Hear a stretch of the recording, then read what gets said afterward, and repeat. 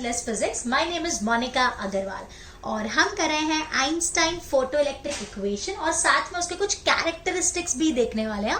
So it's Einstein photo electric equation and it's characteristics या photo electric characteristics भी आप इसको बोल सकते हो। So radiation of frequency consist of stream of discrete quanta और फोटॉन्स। आपको अपन को पता है ना कि जो रेडिएशंस है उसके पास क्या होते हैं, फोटॉन्स, या वो क्वांटा से बने होते हैं। फोटॉन्स का ही दूसरा नाम होता है क्वांटा। मैंने आपको फोटॉन्स तो बताया था, ये दूसरा नाम है बेटा उसका। हर एक फोटॉन के पास कितनी एनर्जी होती है, h new, where h is Planck's constant and nu is the frequency of the radiation. When radiation is incident on surface, there are collision between photons and electron. During this collision, electron transfer entire energy to electron. क्या होता है ना, ये हमारा metal surface है, इस पे radiation आके गिरे, ये रेडिएशंस के पास क्या होते हैं, फोटॉन्स। ये फोटॉन्स इस मेटल सरफेस के अंदर जो इलेक्ट्रॉन्स होते हैं उनसे जाके टकराते हैं। जब वो टकराते हैं तो फोटॉन्स अपनी सारी की सारी एनर्जी उन इलेक्ट्रॉन्स को दे देते हैं।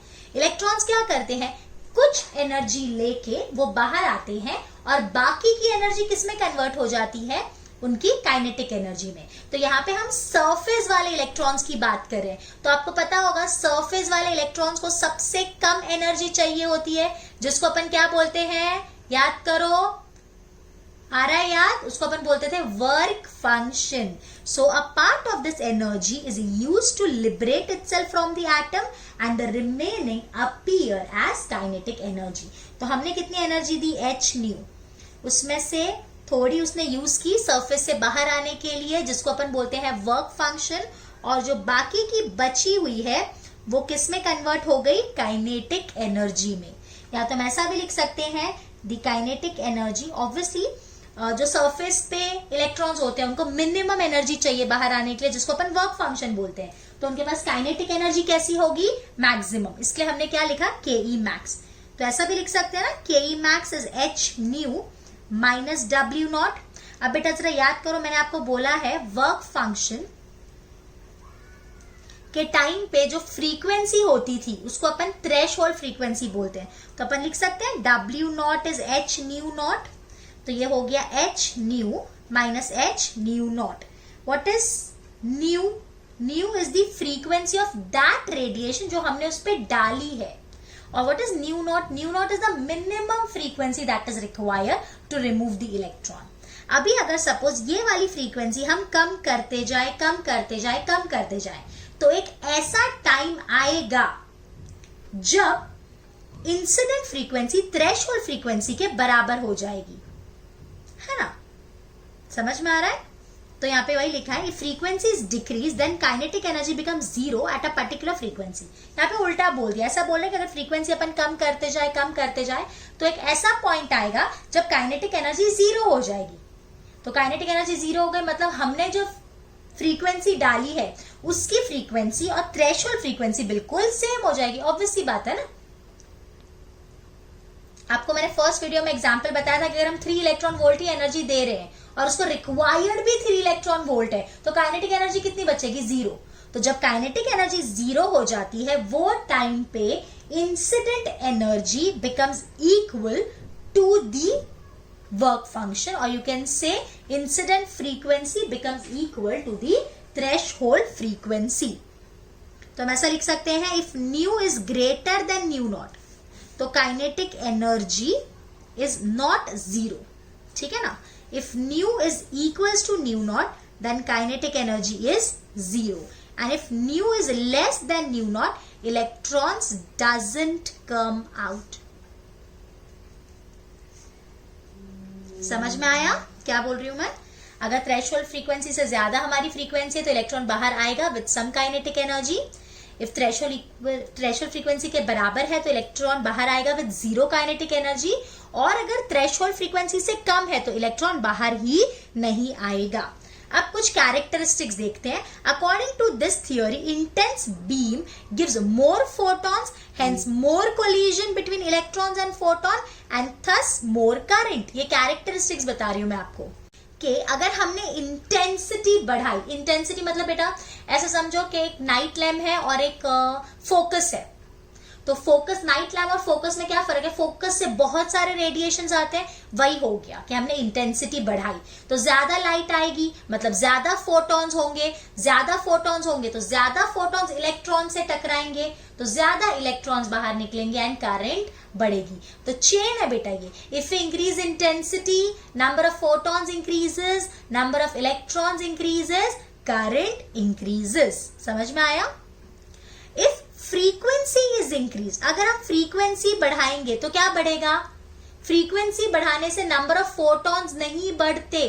फ्रीक्वेंसी का मतलब मैं समझाती हूं। सपोज हमारे पास दो बल्ब है, दोनों की इंटेंसिटी सेम, एक रेड कलर का और एक ब्लू कलर का, इंटेंसिटी सेम है। और पहले वाले केस में क्या था? दोनों बल्ब के कलर सेम थे, फ्रीक्वेंसी सेम थी। ये जो केस था ना, ये वाला केस, इसमें क्या था बेटा? इसमें हम इंटेंसिटी बढ़ा रहे थे, फ्रीक्वेंसी कांस्टेंट रख रहे थे। अब हम क्या कर रहे हैं? अब हम फ्रीक्वेंसी चेंज कर रहे हैं और इंटेंसिटी कांस्टेंट रख रहे हैं। जैसे दोनों नाइट बल्ब है या दोनों फोकस है, लेकिन एक रेड है और एक ब्लू है, तो अगर हम फ्रीक्वेंसी बढ़ाएंगे तो खुद सोचो, एनर्जी बढ़ेगी बेटा। वर्क फंक्शन तो कांस्टेंट होता है किसी भी मेटल के लिए, तो काइनेटिक एनर्जी भी बढ़ेगी। समझा? So if frequency is increase, kinetic energy increases as work function remain constant.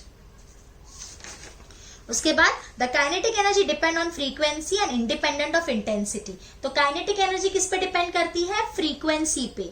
उसको इंटेंसिटी से कुछ भी लेना देना नहीं है, मतलब हम कितनी भी इंटेंसिटी बढ़ाएं, काइनेटिक एनर्जी नहीं बढ़ेगी। उसके बाद next characteristic, emission of photo electron is an instantaneous process, there is no time lag between radiation and emission of photo electrons. मतलब जैसे हमने लाइट डाली तुरंत हम क्या देखते हैं कि करंट फ्लो होने लगती है, कुछ भी टाइम नहीं लगता। तो यही लिखा है। अब मैं यहाँ पे आपको इसका समरी लिख देती हूँ बेटा, ध्यान से समझना कि अगर हम इंटेंसिटी बढ़ाते हैं, फ्रीक्वेंसी को कांस्टेंट रखते हैं, तो intensity is increasing, frequency is constant, तो क्या बढ़ने वाला है बेटा? Photons will increase, so electrons will increase, so current will increase. Energy कैसी रहेगी? कांस्टेंट, क्योंकि फ्रीक्वेंसी कांस्टेंट है। वर्क फंक्शन तो कांस्टेंट ही होता है और काइनेटिक एनर्जी भी कांस्टेंट। लेकिन अगर हमने फ्रीक्वेंसी बढ़ाई और इंटेंसिटी को कांस्टेंट रखा, दोनों में डिफरेंस समझना। यहाँ पे सेम कलर अलग अलग, नाइट लैम्प और फोकस, ऐसा समझ लो। यहाँ पे सेम बल्ब लेकिन कलर अलग अलग, मतलब नाइट लैम्प हो गए दोनों भी, लेकिन एक का ब्लू एक का रेड, ऐसा। तो यार photons constant, electrons constant, current constant, energy increases because frequency increase हुई, E is equal to H nu. Work function तो कांस्टेंट ही रहेगा बिकॉज वो मेटल्स पे डिपेंड करता है, वो ना इंटेंसिटी ना फ्रीक्वेंसी के चेंज होने से चेंज होगा। And kinetic energy also increases. ये बहुत ही इंपॉर्टेंट चीज है, इसको एमसीक्यूज के लिए याद रखना, चांसेस है इसके एमसीक्यूज में आने के लिए, रियली इंपॉर्टेंट। अगर थोड़ा भी कंफ्यूजन है, वापस एक बार वीडियो को गो थ्रू कर लो और अपने कॉन्सेप्ट्स क्रिस्टल क्लियर कर लो। Okay students, I hope you like my video. If you like my videos, please give it a thumbs up, and for notes you can download my application from Play Store. The name of the application is Effortless Physics. Okay, till then, bye bye, take care.